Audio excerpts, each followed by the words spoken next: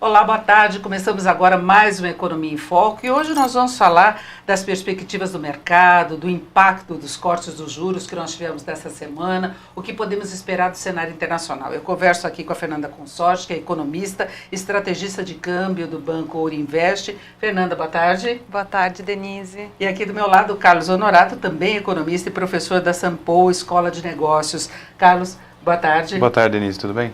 E eu lembro que você pode nos acompanhar pelo YouTube e também pelo Facebook da Jovem Pan News, o que você achar melhor. E nós vamos começar falando desta semana. Foi uma semana de cortes dos juros. Nos Estados Unidos, corte dos juros. Aqui no Brasil, confirmou as expectativas e mesmo assim a gente vê o mercado com volatilidade. De início, já o dólar aqui no Brasil ficou mais pressionado. Fernando, o que acontece de fato? Não é? Porque eles responderam às expectativas do mercado, mesmo assim fica uma certa leitura meio cuidadosa, não é?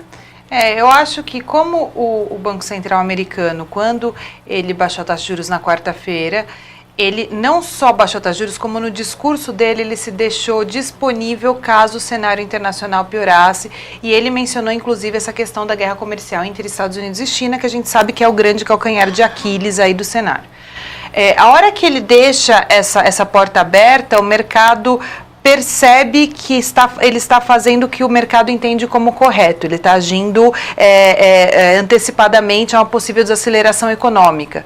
E daí são as incongruências do mercado, né? Porque se a gente olhar em livro-texto, uma menor taxa de juros em país desenvolvido sugere fluxo de investimento para país emergente, né? Com uma taxa de rendimento maior e, portanto, uma valorização das moedas emergentes. E não aconteceu isso, né? Eu acho que o investidor falou assim, olha, o Banco Central americano, ele está agindo corretamente, então isso é dólar forte. Se ele sabe o que ele está fazendo. Exato, então é dólar forte. Então, se a gente olhar, de fato, o real, ele desvalorizou, né, logo na sequência do resultado, mas outras moedas emergentes também, né? Então foi um movimento global mesmo. Agora, Honorato, ficou uma preocupação para alguns analistas aqui do Brasil da leitura muito favorável que o Banco Central fez, inclusive de cenário internacional, que ele ainda considera relativamente benigno. E a gente tem esses problemas que a Fernanda citou, relacionados à guerra comercial, há uma preocupação com desaceleração global, nós temos a situação envolvendo a Arábia Saudita, Irã, Estados Unidos,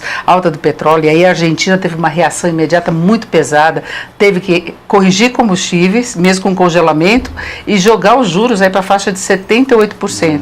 Então é um cenário conturbado ainda, não é? Não teve nenhuma notícia boa, né? Não, exatamente. Cenário, tirando o corte dos juros, né? Eu concordo muito com o que ela comentou, e eu acho que tem um ponto, talvez o Banco Central ele esteja olhando para dentro. Quer dizer, nós estamos num processo de estagnação de quase um ano aí, que a perspectiva é de crescer 0,8, 0,7, aquela coisa bem medíocre, né?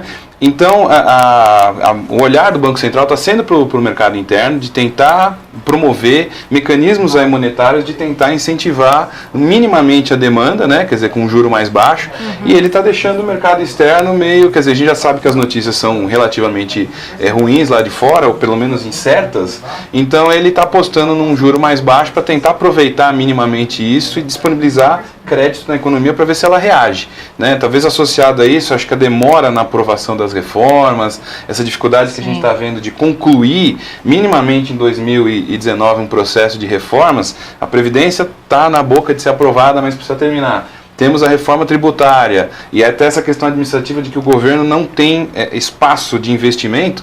Tudo isso leva o Banco Central a olhar, olha, o mecanismo que eu tenho é baixar o juro para disponibilizar recursos. E ele voltou a falar nessa questão de ajustes que vão acontecer, reformas, não especifica exatamente o que. Agora, a própria redução dos juros dá uma mãozinha, pelo menos do lado da dívida, né, Fernanda? Sim, assim, eu acho que, claro, que é o que o Carlos falou, tende a ajudar, né? Por outro lado, a gente já sabe que a gente está numa estagnação econômica e só política monetária não vai ajudar. Né? A gente já está no nível de taxa de juros mesmo, independentemente deste ciclo, supondo que a gente não tivesse esse ciclo agora que se iniciou em julho, ainda assim uma taxa de Selic de 6% é historicamente muito baixa. Né? Então eu acho que a gente precisa sim ter um avanço em reformas. Eu brinco, né? Assim, os investidores eles estão sedentos por notícias positivas vindas de Brasil. né? Então a gente precisa de avanço em reforma, não só na Previdência, mas uma reforma tributária, né? Que ela saia do papel, a gente tem a sinalização de como é que vai ser. Eu acho que a gente precisa de holofotes em questões de indo para a parte de infraestrutura, privatizações, concessões, né? Então eu acho que está faltando isso para a gente ter uma história positiva para contar. A gente tem muito intenção do que pode acontecer, a lista de empresas privatizáveis, os projetos de infraestrutura, reforma da Previdência que, como o Carlos salientou, ainda não passou, reforma tributária que o governo ainda não tem a proposta fechada dele, né, apenas algumas sinalizações, ainda tem a história da CPMF, que até já derrubou o secretário da Receita, enfim, faltam dados concretos mesmo, né?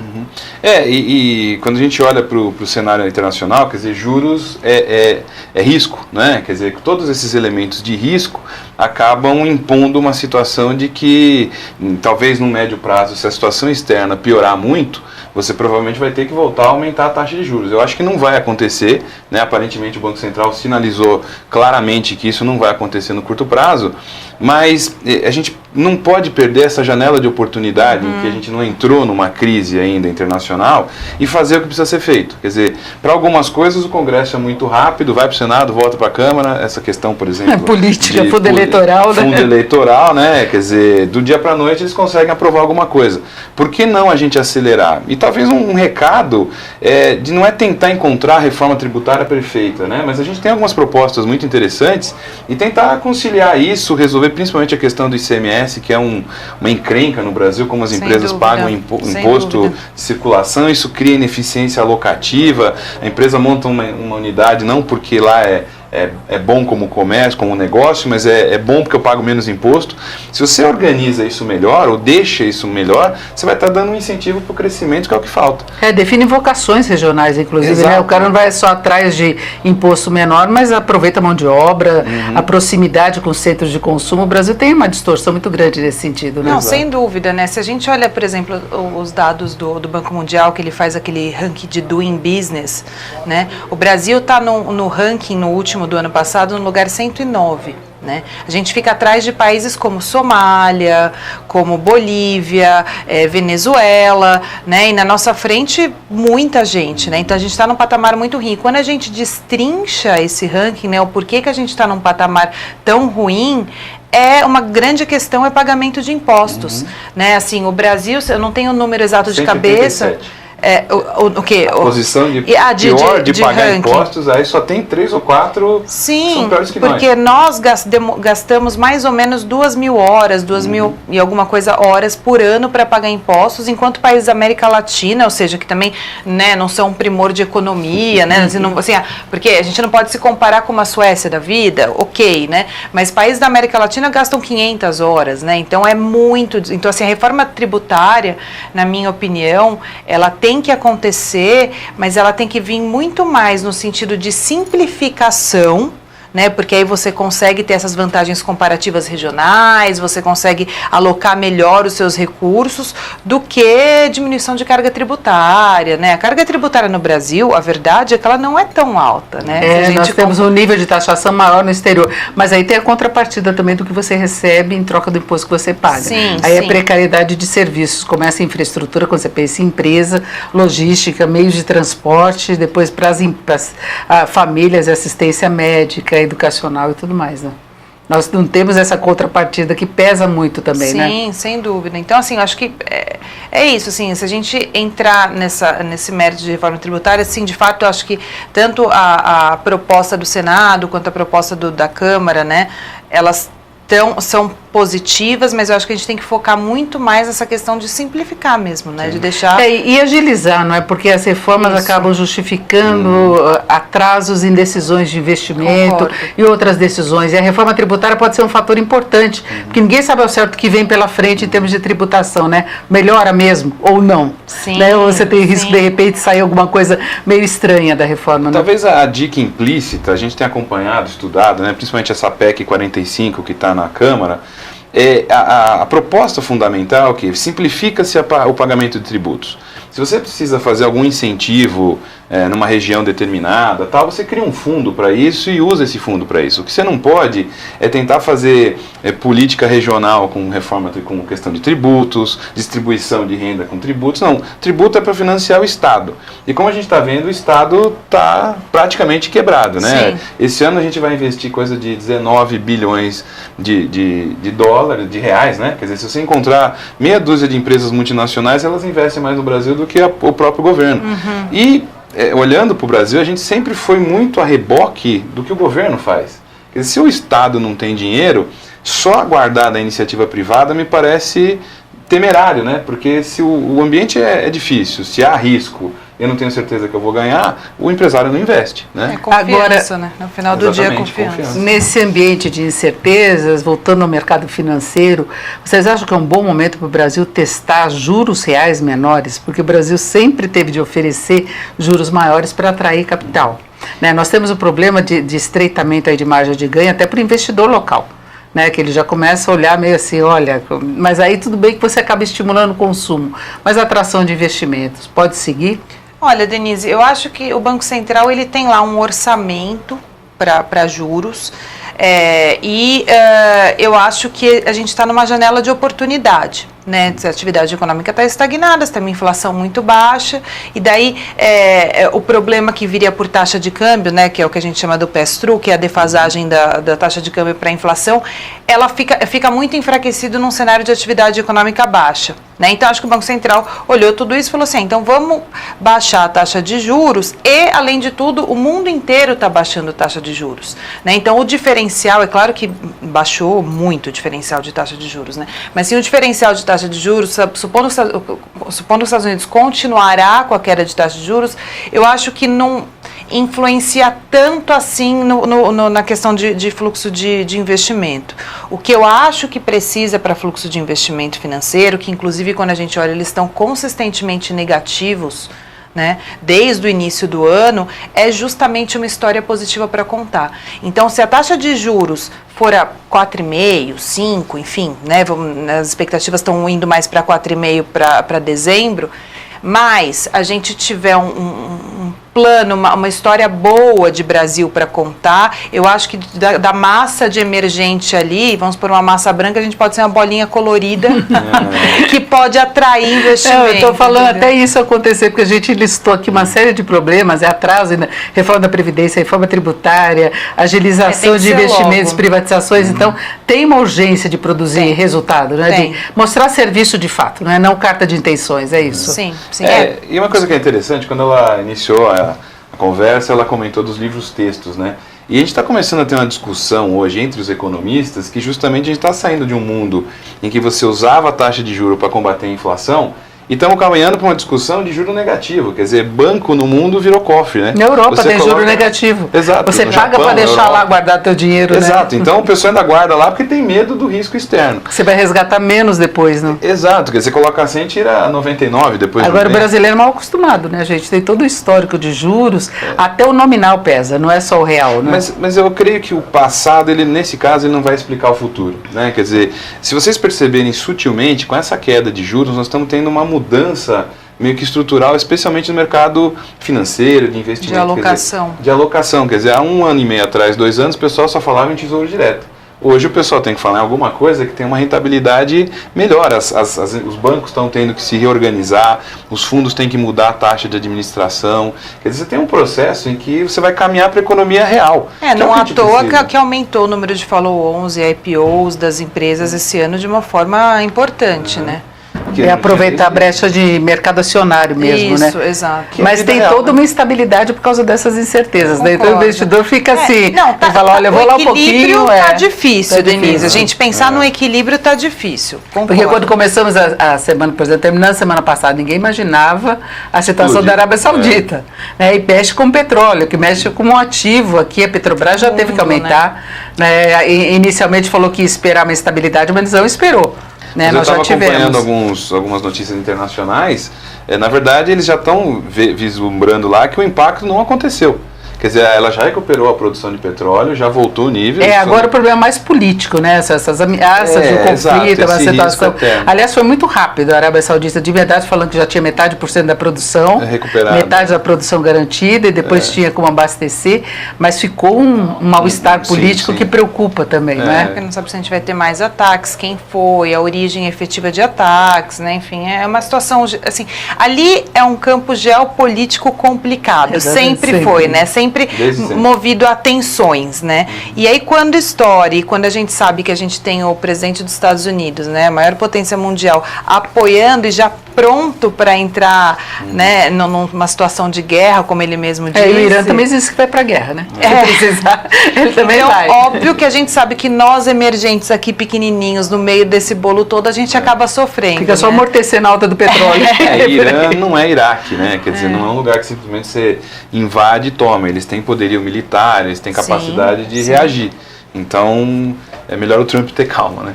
Então a gente tem um momento no exterior hoje de vários fatores pontuais que trazem a preocupação. A gente começou falando de guerra comercial, aí tem essa questão da Arábia Saudita, tem o Brexit, que está todo em aberto, outubro vai ter que ter alguma definição, ou adia de fato, ou se tenta alguma negociação, mas é um problema também, especialmente para a Europa, que já vem com os dados de desaceleração. Né? Sim. O Brexit, a implicação nele no Brasil é difícil de mensurar, mas é isso, eu acho que a gente já está num cenário muito turbulento e é um indicador adicionando incerteza, né? Assim, por um lado, né, a gente tem um movimento de Brexit que toda hora ele vai adiando, né, mas recentemente está sendo inclinado a uma decisão sem acordo. Né? Então é complicado, né? Quando a gente olha para o Brasil, né, olha para a Inglaterra e vê a Inglaterra no caos que ela está em termos políticos, a gente até fica, puxa vida, se eles estão assim, né, estamos menos mal. Mas eu acho que tem um ponto, quer dizer, a gente tem que ter, talvez o mínimo de visão positiva trabalhar o quê? Vamos aproveitar as janelas de oportunidade. Eu acho que o discurso do governo, dos políticos, tem que ser direcionado ao mais rápido possível, concluir esses processos de reforma. Não dá para ficar esperando a boa vontade, esse papo, vamos jogar para o ano que vem, joga para o ano que vem. Então, temos 2 meses, 3 meses de ano aqui, vamos fazer essa coisa acontecer, porque pelo menos se alguma coisa no exterior efetivamente se mostrar concreto em termos de crise, a gente está mais preparado para enfrentar isso, né? Porque a gente vê, por exemplo, a reforma da Previdência, acho que a sociedade nunca teve tão a favor como agora. Então, por que não anda? Nós já estamos em outubro, é final do ano, já era para estar aprovado, concluída essa etapa. Reforma tributária, surpreendentemente, a gente vê os estados dispostos a mexer no ICMS com uma proposta própria deles, de unificação. Eles só querem ter a gestão desse novo tributo que vai substituir, do recurso arrecadado. Então você vê uma disposição para isso, para se derrubar regras, diminuir aquelas exigências em abertura de firmas, de documentação. Isso os estados, os municípios também estão a favor, né? Não, e outra, isso aí sim é o capitalismo que funciona. Quer dizer, você tira as barreiras, melhora a oportunidade de quem quer investir, fazer acontecer, né? E vamos para o próximo episódio. A gente não comentou aqui, mas talvez a pior notícia da economia é o número de desempregados, que não cai. Quer dizer, para uma pessoa que está há 10 meses desempregada, há 4 anos desempregada, você fala para ela, espera mais um pouquinho, que a gente está resolvendo a reforma. Daqui a pouco a economia volta a crescer, você fica lá esperando. Que quando acabarem as reformas a gente cresce. Não aguenta, né? E aí você cria uma mais instabilidade na sociedade em relação a isso. Muitas vezes a gente fala sobre esses números no mercado de trabalho e as pessoas acham que há um pessimismo na leitura, porque a taxa caiu. O desemprego, a desocupação, o problema que vem pela informalidade, é muita precariedade do mercado de trabalho e o número consolidado de desempregado é muito alto ainda. Então você cai, mas não significa que está bom, né? Ainda tem muito a acontecer nesse sentido. Assim, acho que o final de tudo, né, assim, é que a gente precisa restabelecer confiança nesse país, né? Porque a hora que essa restabelecer confiança, volta o número de empregados, né? Os empregadores resolvem voltar a contratações. A gente precisa disso de uma forma imperativa e rápida, né? Então, assim, o que eu acho que a gente tem que chamar atenção também é que todas as medidas que tendem a ser divulgadas, né, são muito mais as medidas para estimular investimento. A gente não tem mais condição de fazer o populismo antigo, que era estimular o consumo das famílias e rodar a economia a partir disso. E essas medidas que você faz para estimular investimento não necessariamente são populares. Né? E daí quando a gente olha a popularidade do governo piorando a cada pesquisa, também pode ser um impasse. Então por isso que eu acho que eles têm que tentar reverter isso de uma forma mais rápida, né? Garantir crescimento mesmo da atividade econômica. Sim. Por aí é que vem uma redução mesmo do desemprego, né? Até lá você vai segurando um pouco a situação, mas eu queria colocar, por exemplo, os números da OCDE, que ela fez uma revisão geral de crescimento, e ruim para o Brasil, ruim para o mundo. Em relação ao Brasil, a previsão é de 0,8%, é menos do que o governo está prevendo, menos do que o mercado está prevendo, e para o mundo as projeções estão no pior nível desde a crise de 2008 e 2009, do crescimento global. Pontualmente você tem um ou outro país até um pouco melhor, mas no geral a coisa tá meio ruim, né? Tá pior do que nós tínhamos algum tempo atrás em termos de perspectiva. E com os bancos centrais forçando a mão, né? Injetando dinheiro em circulação, há uma liquidez muito grande e juros historicamente muito baixos, né? Então, mas eu acho que é isso, a gente está vendo um momento em que política monetária por si só não é suficiente.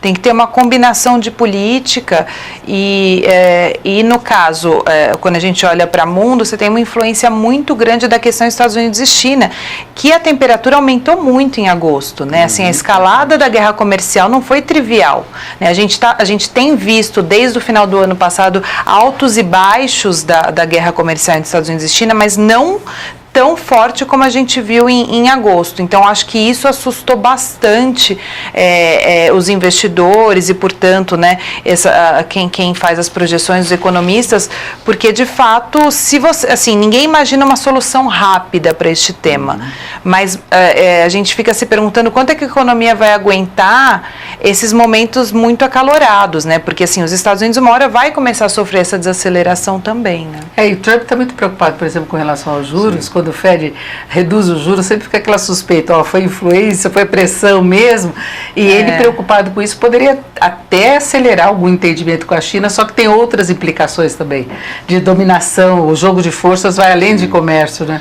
A agenda dele é curioso, né? A agenda Trump é se reeleger de qualquer jeito em 2020, e a agenda chinesa é se tornar a maior potência do mundo em algum momento, né? Como eles têm uma visão de longo prazo... 2022 é a agenda da China de crescimento. Então está mais próximo do que eu imaginava, né? Sim, eles têm uma agenda para 2022. Mas não já de ser a primeira potência do mundo, já, então sim. Tá mais rápido do que a minha conta era 2030. E o ritmo de crescimento deles é bom, se a gente compara com o resto do mundo, é menos do que eles cresceram alguns anos atrás, mas ainda é um ritmo bom. Né? E o Trump, ele tem um mecanismo de bate-a-sopra, né, que parece que já é mapeado, a gente percebe que ele está sempre nessa briga.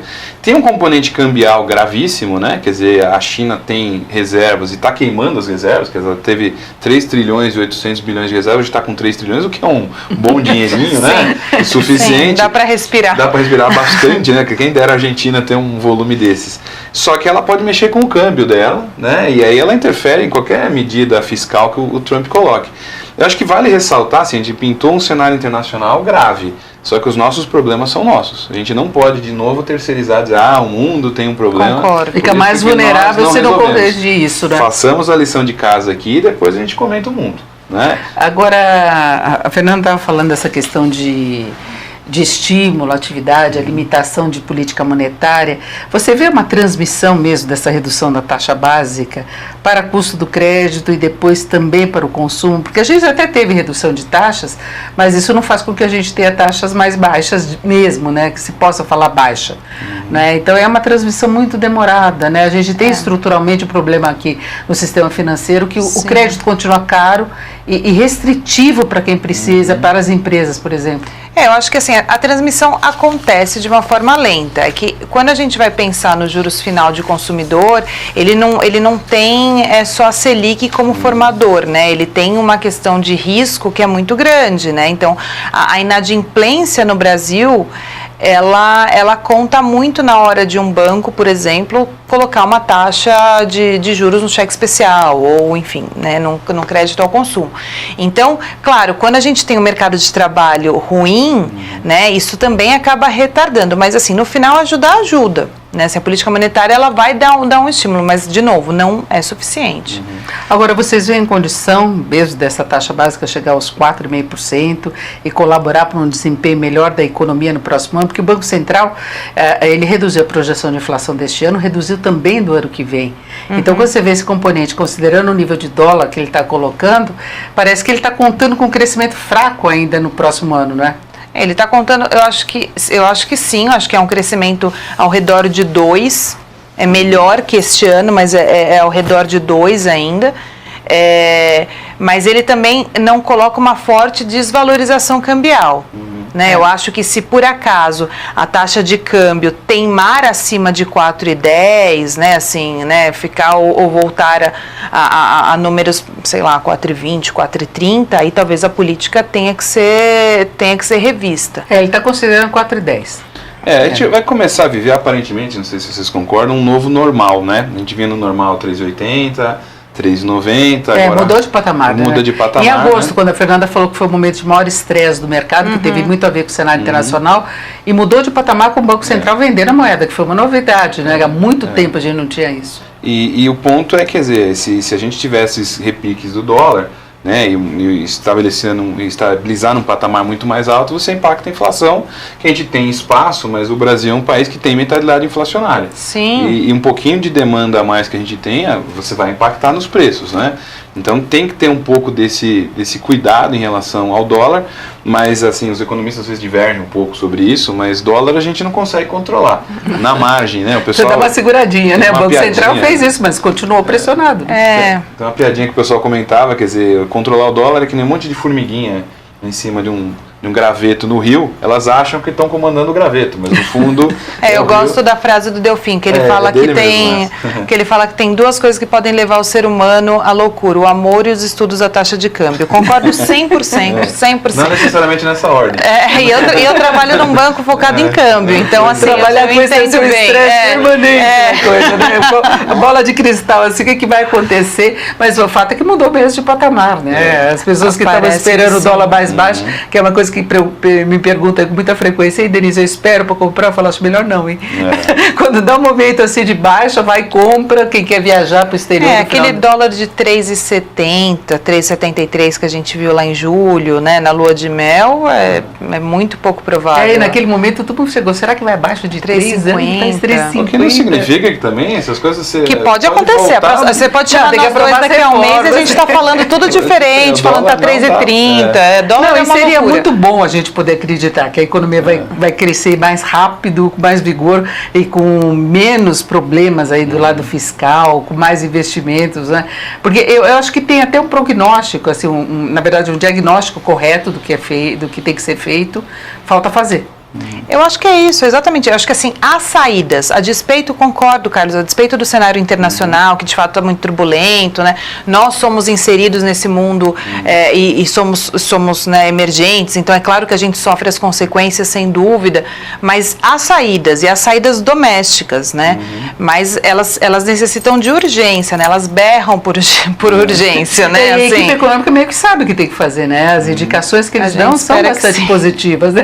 Não, eu tô falando do diagnóstico. Estou brincando, mas sim, agora, claro. driblar a resistência política, aí é uma outra história, né? Aqueles ruídos que surgem aí do nada. Eu acho que é importante mencionar uma coisa. Quando a gente fala ao governo, a gente não está falando de um poder, tá? São os três poderes juntos. Né? Assim, todos esses, assim, mesmo a questão privatizações, concessões, reformas, né? Eu acho que são as questões mais... hoje que estão na pauta, que eu acho que faria, né, aumentar a confiança dos investidores, a princípio, não adianta ser só o executivo, né? Você tem que ter você tem que ter legislativo, judiciário, tudo funcionando com o pró que deveria ser em função da melhora do país, né? E a gente tem um outro fator de incerteza que é institucional no Brasil, Sim. né? Porque aí o governo vem com uma ideia de privatização, de concessão, manda o projeto, tem autorização, e aí depois ele esbarra do judiciário quando passa pelo Congresso. Então você tem várias etapas complicadas e mesmo quando segue adiante, a justiça ainda pode entrar para barrar em algum momento. Sim, então por isso que eu acho que precisa de uma coesão dos três poderes. Assim, acho que também é injusto da nossa parte também ficar batendo só no governo, né? Você tem os outros poderes que precisam estar ali. Talvez o gasto de energia com outros discursos E óbvio, o presidente da República, ele não é só presidente da economia, ele é presidente Sim. de todos os outros assuntos.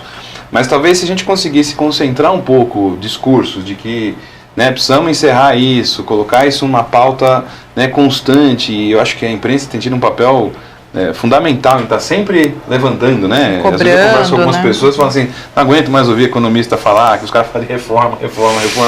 Mas é chato precisa mesmo. acontecer, porque assim a gente consegue mudar de patamar. Não, e a gente cobra, o pessoal acha que a gente está jogando contra, vocês só reclamam, mas é isso, tem que acontecer, gente. Né? A gente sabe que tem condição de acontecer, então é isso, vamos fazer acontecer. Né? Não é cobrança vazia, né? É a tal pauta que a gente tem, mas que tem que levar adiante. Para fecharmos a projeção, Fernanda, para você do ano que vem, crescimento 2%, é isso? Eu acho que algo ao redor de 2% é factível, né? Quando a gente olha as expectativas de mercado, até uns 2 meses atrás estava indo entre 2,20 e 2,50, eu acho que a gente vai ter algo mais perto de 2. Selic em 4,5%? Eu acho que sim. Eu também, Carlos? Sendo economista bem conservador, eu fico no 2% com viés de baixa, né? Tudo acontecendo, mas acho que é minimamente factível isso. E a Selic nos 4,5 também me parece possível. Nada mais Já está incorporada essa sinalização. Já é o orçamento, é o que eu falei, já há um orçamento e já está ali no bolso. Né? Foi assimilado pelo recado do Banco Central dessa semana, é isso? E talvez vão torcer para os impactos positivos, que alguma coisa... Né, bem colocado. Eu acho que assim, esses possíveis 2%, as coisas têm que dar certo. Né, assim, é com avanço de agenda. É com avanço de agenda. Exato, senão... Sim, claro, pode ir mais, né? Assim, claro que pode, com avanço ainda mais rápido de agenda, mas assim, esses 2% têm incorporado algum avanço de agenda, porque senão... Uma frase que eu tento falar, quando a gente faz alguma palestra, conversa com alguém, o pessoal fala, não dá para você falar alguma coisa positiva? Eu digo assim, a gente tem que estar preparado para cenários. Talvez a gente treina muito ficar preparado para cenários ruins, temos que também se preparar para cenários melhores, porque se o consumo aumentar, se você tiver oportunidade de investimento, o Brasil vai precisar de mão de obra, de treinamento, Então, vamos olhar cenários alternativos e estar preparado para eles. Seja qual for que venha no horizonte. Você trabalha com uma situação mais conservadora, mas torcendo para ser bem melhor, é isso? Claro. A gente fala pessimista, mas é otimista. Somos brasileiros, né? Brasileiros, Tá certo, vamos fechando por aqui a Economia em Foco de hoje. Eu quero agradecer muito a participação da Fernanda Consorte, que é estrategista de câmbio do Banco Ourinvest. Obrigada, Fernanda. Obrigada a você. E o Carlos Honorato, economista, professor da Sampo, Escola de Negócios. Obrigada. Obrigada a vocês que estiveram com a gente até agora. Eu lembro que a íntegra do programa fica disponível depois no YouTube e também no Facebook da Jovem Pan News. Uma ótima